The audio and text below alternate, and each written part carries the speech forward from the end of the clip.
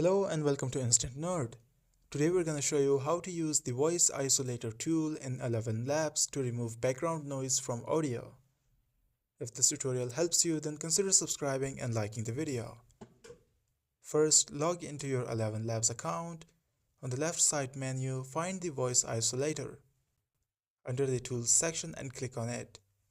A window will appear where you can drag and drop audio or video files to isolate the spoken voice. This is particularly useful if you want to remove excessive background noise. In this example, we will remove street noise from an audio file.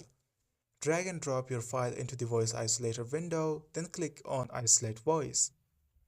After a moment, the tool will complete the process. Preview the audio to make sure the background noise has been removed before downloading. By following these steps, you can easily clean up audio for a clearer sound. If you enjoyed the video, then please like and subscribe.